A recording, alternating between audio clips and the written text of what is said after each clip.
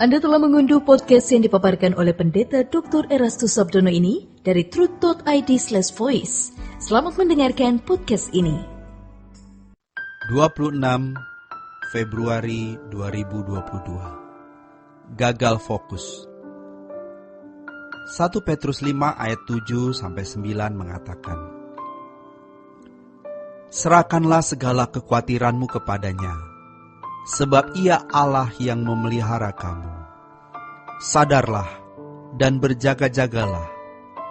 Lawanmu, si iblis, berjalan keliling, sama seperti singa yang mengaum dan mencari orang yang dapat ditelannya.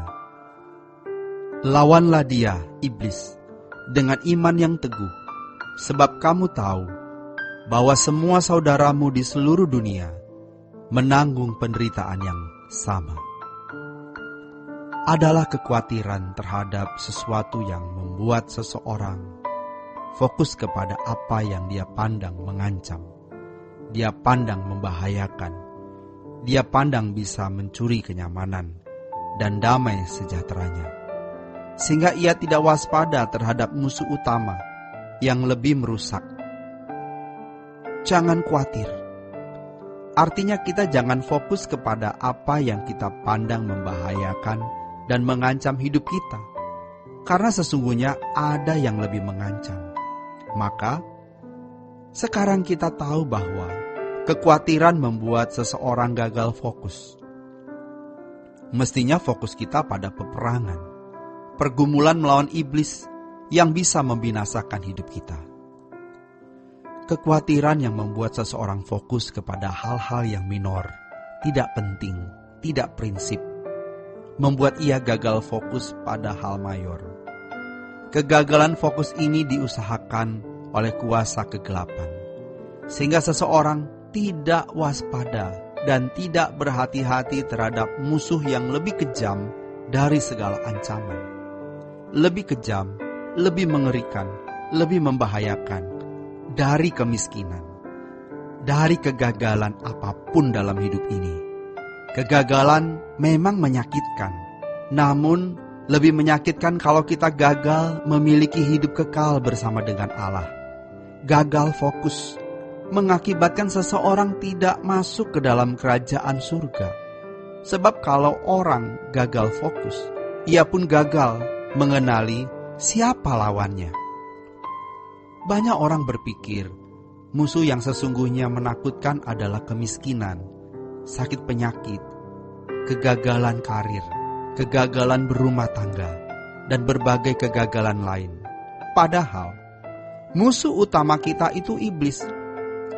Jika tidak ditaklukkan, ia malah menaklukkan.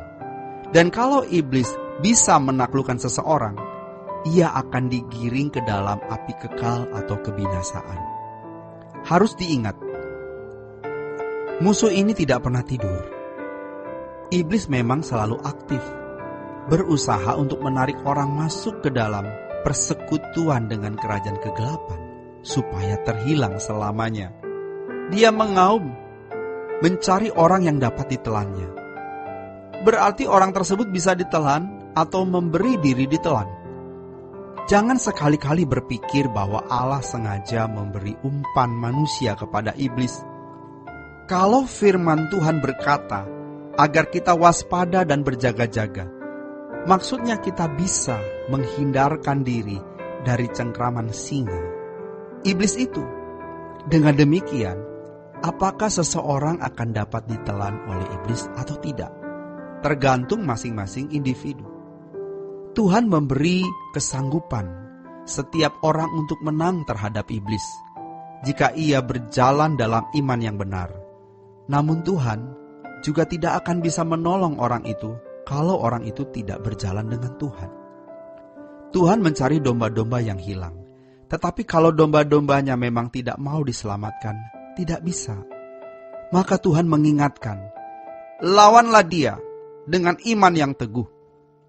Iman yang teguh artinya kesungguhan untuk berusaha mengerti kehendak Allah dan melakukannya. Kita melawan setan dengan mencari kehendak Allah, mengerti kehendak Allah, melakukan kehendak Allah. maka firman Tuhan mengatakan, tunduklah kepada Allah, lawanlah iblis, maka ia lari daripadamu. Dengan kebenaran firman, kita dikuduskan, hasrat-hasrat kita disucikan, hidup kita bersih. Dalam hal ini, setiap orang dapat memilih apakah berjalan dalam iman atau tidak berjalan dalam iman. Ini pergumulan. Seseorang bisa memiliki iman yang teguh atau tidak. Itu tergantung masing-masing orang. Setiap orang harus memilih dengan sadar dan sengaja untuk memilih iman yang teguh. Kualitas iman dalam arti penurutan terhadap kehendak Allah ini tergantung masing-masing individu melakukannya. Menghadapi musuh yang satu ini tidak cukup hanya dengan iman dalam arti keyakinan bahwa Yesus adalah Tuhan dan Juru Selamat, tetapi juga kesediaan untuk sungguh-sungguh mengerti kehendak Allah dalam segala hal yang menyangkut hidup kita pribadi, lepas pribadi, dan melakukannya. Iblis akan sangat terganggu kalau kita benar-benar berusaha sempurna seperti Bapa atau serupa dengan Yesus. Ia akan terganggu kalau kita benar-benar melakukan perjalanan rohani ke kerajaan surga untuk menjadi anggota keluarga kerajaan surga, atau yang sama dengan menjadi corpus delicti. Iblis bisa senang kita sukses dalam hidup ekonomi, keluarga tidak bermasalah, studi anak-anak sukses, kuliah di sana-sini juga sukses, memiliki pekerjaan. Akan tetapi iblis akan selalu mengusahakan agar kita jangan memindahkan hati ke surga. Iblis senang kita bisa sukses dalam berbagai karir. Bila perlu, iblis menambahkan sebanyak-banyaknya berkat jasmani atau kemakmuran duniawi atau kemakmuran lahiriah, asal kita tidak bertumbuh semakin serupa seperti Bapa atau serupa dengan Yesus. Demikian renungan hari ini. Tuhan Yesus memberkati. Sola Gracia. Untuk berlangganan renungan harian dalam bentuk cetak, silakan hubungi Truth Literatur di nomor telepon 0878 7870 7000. Untuk mendapatkan CD khotbah, MP3 renungan Truth, dan CD album lagu produksi Sola Gracia, Anda dapat menghubungi di hari dan jam kerja di nomor telepon 021 638 60953. Tuhan Yesus memberkati. Sola Gracia.